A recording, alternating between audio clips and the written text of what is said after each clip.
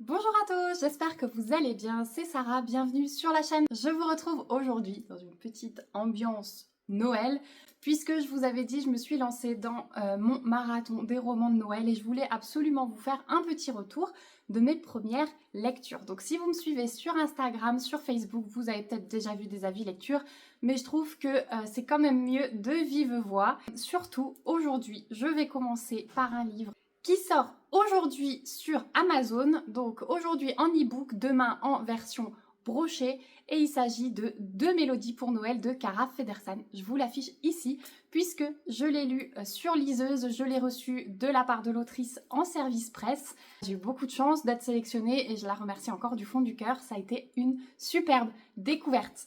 On commence, on est direct dans l'ambiance, puisqu'on se retrouve dans un train de la SNCF, et le conducteur qui fait l'annonce au haut-parleur a beaucoup d'humour parce que du coup il transforme son message dans le thème de Noël. Donc tout ça, ça nous a permis d'être plongé direct dans l'ambiance. À suivre Mila qui part chez sa meilleure copine qui est aussi sa collègue de travail, Catel, qui vit en Bretagne. Donc toutes les deux elles travaillent à Paris. Catel a sa famille en Bretagne et Mila qui n'est pas très proche de sa famille parce que sa famille est juste horrible, hyper bourgeoise, à toujours faire des reproches, enfin voilà, vraiment pas dans l'esprit de Noël du tout. Mila a décidé de passer les quelques jours avant le réveillon de Noël chez Catel. Donc elles prennent le train, elles arrivent en Bretagne, donc elles arrivent dans une famille où l'esprit de Noël, vraiment, c'est décoration à gogo, gros plats de spécialité, plein de festivités avec le papa qui va notamment se déguiser en Père Noël, les enfants qui ont l'habitude de faire les lutins depuis qu'ils sont tout petits. Voilà, donc là cette année il n'y aura que Catel qui le fait puisque son frère n'est plus trop motivé, mais Catel est vraiment dans l'esprit Noël bien. Mila, elle est célibataire et Catel forcément, qui a un frère, Maël, cherche à la caser avec. Mais Mila, elle aime bien aller courir le matin et lors d'une de ses courses à pied, elle croise Tuck Dual. Donc c'est des prénoms bien bretons, hein. Voilà. Et c'est ça que j'ai aimé, c'est qu'on retrouve les prénoms, on retrouve les traditions, on retrouve les plats. J'ai eu faim, mais tout le livre. À un moment, elle parle de poulet frites. Il était 23h, je vous jure que j'avais trop envie d'aller me faire un poulet frites.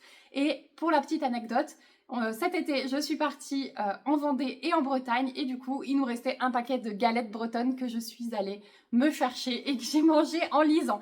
Voilà, donc j'étais vraiment dans le thème. Mila, elle va se retrouver au milieu de ces deux garçons, donc Maël et Tuc Dual, et du coup, son cœur balance. Il va se passer plein de choses. Est-ce qu'elle arrivera à choisir? Comment est-ce qu'elle va faire pour choisir? Est-ce que les garçons le prendront bien? Le prendront mal? Là est toute la surprise, je vais vous laisser découvrir donc aujourd'hui sur Amazon en e-book et demain en version brochée. J'ai trop envie de me le procurer en brochée. Vraiment, après l'avoir lu, c'est une lecture qui m'a plu et quand j'aime un livre, j'aime l'avoir en version papier. Donc je pense que je vais me le procurer. Ensuite, deuxième lecture, j'avais commencé d'ailleurs par Avion, Flocon et Filtre d'amour de Laure Arbogast. Première lecture de cette autrice également. Je vous l'affiche ici puisque je l'ai lu là aussi sur liseuse. J'essaye de jongler parce que vous savez que j'aime beaucoup le papier. Surtout dans le thème de Noël où on a trop envie d'être sous le plaid devant le feu avec notre petit livre papier. Mais bon voilà, la liseuse ça a son charme aussi et ça a ses côtés pratiques. Dans cette histoire, on va suivre Sky et Jérémy, une qui est française, l'autre qui est anglais. Jérémy est pilote de ligne, Sky veut prendre l'avion à Marseille pour rentrer chez elle. Et manque de bol pour eux, tempête de neige à Marseille, donc aucun avion ne décolle. Voilà, mais il n'y a que cet aéroport qui est visiblement bloqué dans ce bouquin. Donc on comprend bien le manque de moyens pour dégager la neige dans le sud de la France. En même temps, c'est tellement rare. On se retrouve coincé le soir de Noël dans l'aéroport de Marseille. Sky a un accès au salon VIP, elle y invite Jérémy. Elle est célibataire, elle sort d'une rupture assez douloureuse. Donc Jérémy, de l'autre côté, sort également d'une relation avec un garçon qui s'est pas très bien fini parce que là aussi, le garçon lui manquait totalement de respect. Ils passent la soirée ensemble. Ils vont faire en plus un soin qui est compris dans le salon VIP, manucure pour Sky, soin du visage pour Jérémy, plein d'humour, franchement, il y a plein de petites notes d'humour, c'est ce que j'adore hein, dans les romans de Noël, voilà, c'est un petit peu version comédie de Noël au milieu de cette romance et de cette féerie.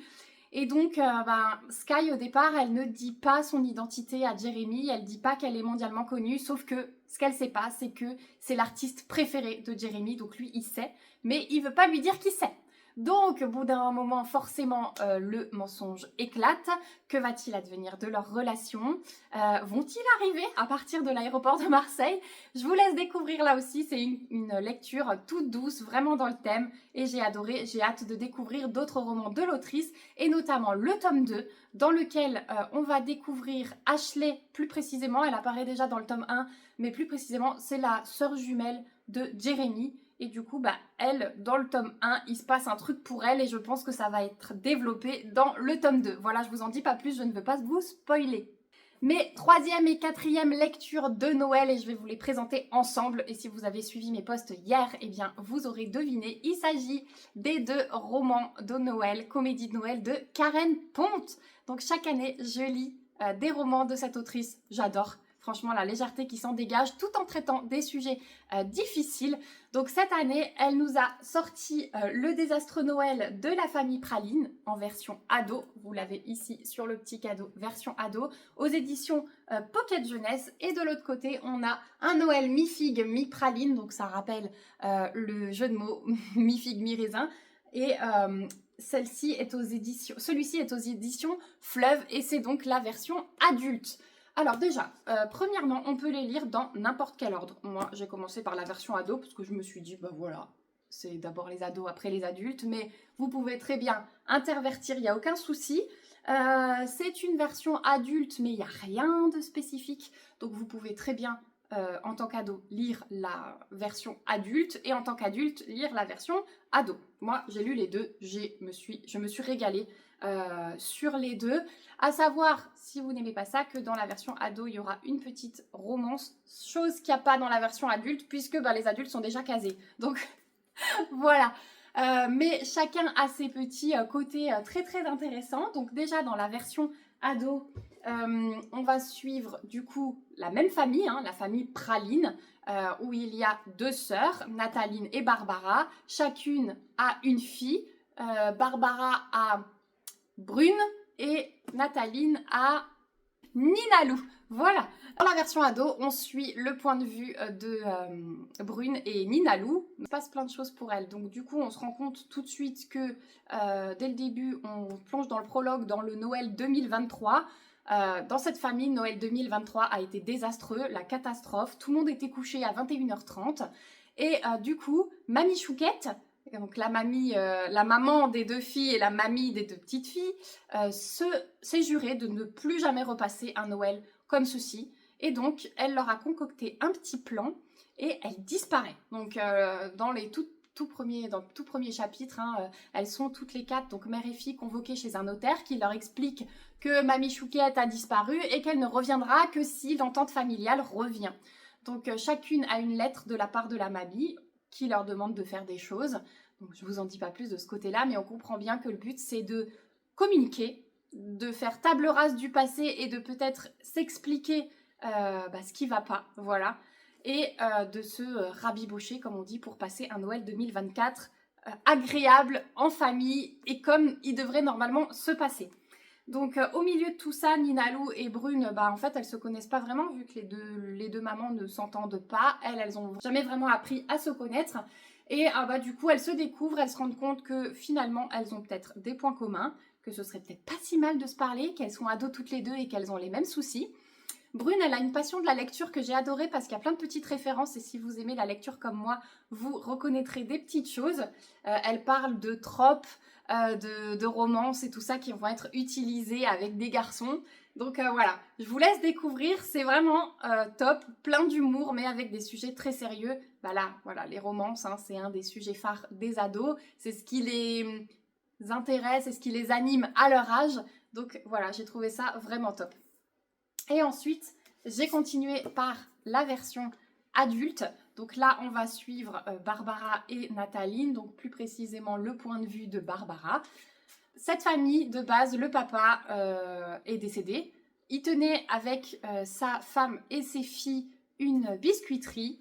Et il se trouve que Nathaline a une passion pour la pâtisserie. Et elle est très douée, chose que Barbara n'a pas. Donc Barbara a voulu faire autre chose de sa vie. Elle tient un institut de criminologue.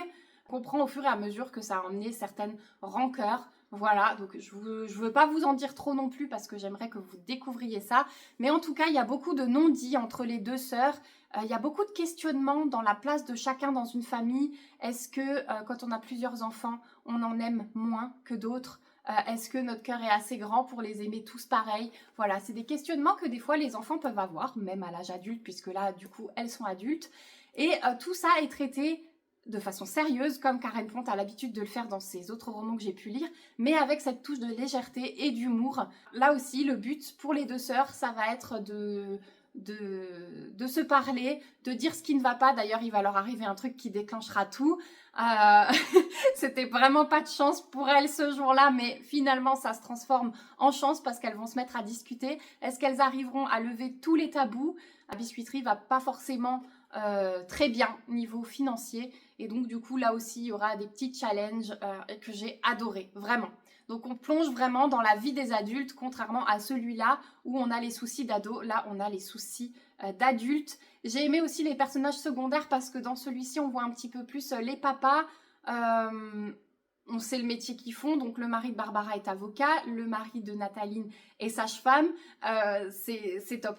Et du coup, surtout dans celui-ci, quand on voit les deux sœurs se rejoindre, je vous parle, enfin, je pense au papa qui est sage-femme, c'est que sa femme est enceinte. Elle va accoucher dans 1 mois, même pas. Et sa sœur ne le sait pas. Elle arrive chez elle pour préparer Noël. Elle découvre sa sœur comme ça, enceinte jusqu'aux yeux. Donc franchement, on se dit, mais qu'est-ce qui s'est passé dans cette famille pour que sa sœur ne sache pas qu'elle est enceinte? Donc voilà, on était à ce point-là, mais franchement, j'ai adoré, je vous les conseille. J'arriverai pas à choisir entre l'un et l'autre, hein. Je vous conseille vraiment de lire les deux. Parce qu'on comprend plein de petites choses, il y a plein de choses qui font écho. Vraiment, je trouve que le travail d'écriture, il est magnifique parce qu'elle a dû penser à tout pour que ça se retrouve dans l'un et dans l'autre. Donc voilà, mes lectures de Noël. J'espère que cette vidéo vous aura plu. Si vous voulez, je peux vous en faire comme ça tout le mois de novembre parce que j'en ai bientôt terminé un quatrième de Noël qui est plus pour les jeunes. Voilà, j'avais envie de glisser un petit livre jeunesse entre temps, mais j'ai aussi, je vous calerai aussi d'autres lectures, pas Noël, voilà. J'espère que ça vous aura plu, j'ai hâte de vous retrouver en commentaire. N'hésitez pas à me dire ce que vous en aurez pensé. Hop, je pose mes livres. J'ai hâte vraiment d'avoir vos retours. Si vous n'êtes pas abonné à la chaîne, n'hésitez pas à le faire pour me suivre dans toutes mes prochaines vidéos. En attendant, moi je vous souhaite de belles lectures, surtout prenez soin de vous et à bientôt dans une prochaine vidéo. Bye bye!